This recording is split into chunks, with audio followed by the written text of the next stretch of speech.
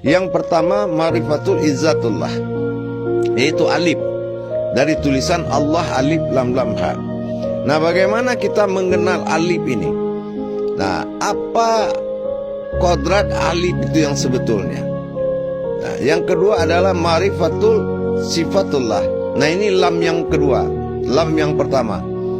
Nah, mana kodrat sifat bagi Allah pada diri kita? Yang ketiga ma'rifatul asma'ullah. Nah, mana kodrat yang disebut boleh disebut Allah dan boleh tidak disebut Allah. Nah, itu kodratnya yang harus dicari. Nah, yang terakhir adalah ha, dari alif lam lam ha tadi, yaitu mana yang dikatakan af'alullah, atau gerak dan pandangan semuanya adalah Allah.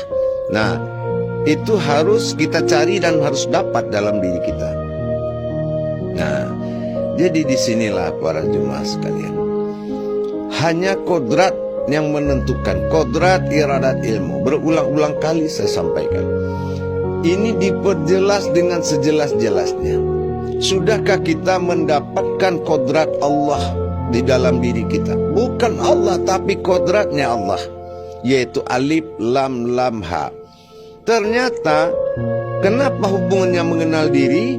Nah, kita lihat dari tulisan Allah itu bukan Tuhan yang dapat, tetapi di situ adalah aftarnya, kediaannya, gitu.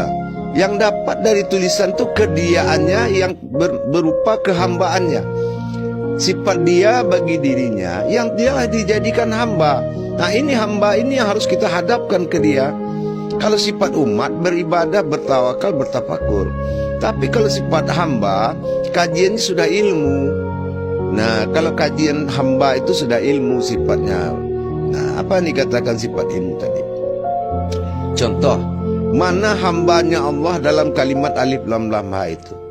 Alif itu satu harkatnya, dua, lam pertama itu tiga, lam kedua itu tiga.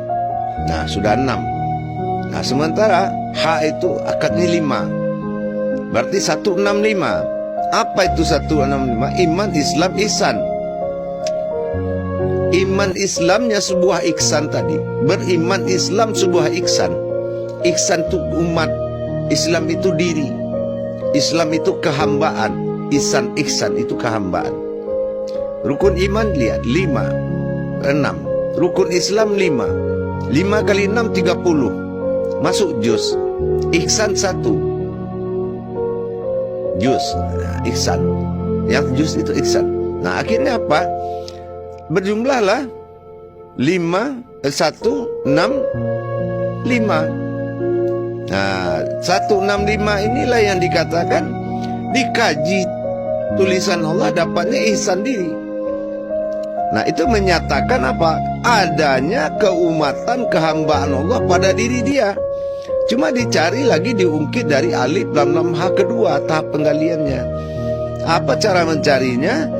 Kita harus mencari batang tubuh ihsan tadi.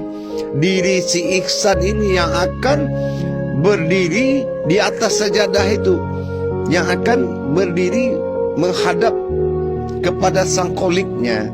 Nah, kita akan cari di sini. Makanya ma'rifatul izzatullah. Nah, ini fungsi zat. Zat jatuh kepada sifat rohani. Nah, itulah insan. Lam itu adalah ma'rifatul sifatullah. Lam pertama dari alif lam lam. Mana sifatullah? Mana diri halus di dalam diri manusia itu, yang tidak zat, yang tidak nur. Nah, di sifat. Nah, yang ketiga itu adalah lam asma, ma'rifatul asma Allah. Nah, ini satu nama, tidak boleh ada nama yang lain. Satu kodrat, asmanya Allah, tidak boleh asma lain di situ. Disebut itu Tuhan, disebut itu Allah. Nah, yang terakhir itu ha, af'alullah.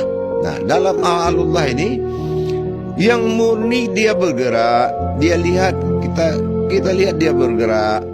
Nah, inilah lam ini zahir dan batin. Jadi kalau kita anggap dalam ilmu tafakur, alif, hadirkanlah aku lam pada jasad sifatmu, lam kedua pada jasad asmamu atau jasad rohanimu, batinmu, di sepertiga malam melalui kekuatanku. Alif lam lam ha.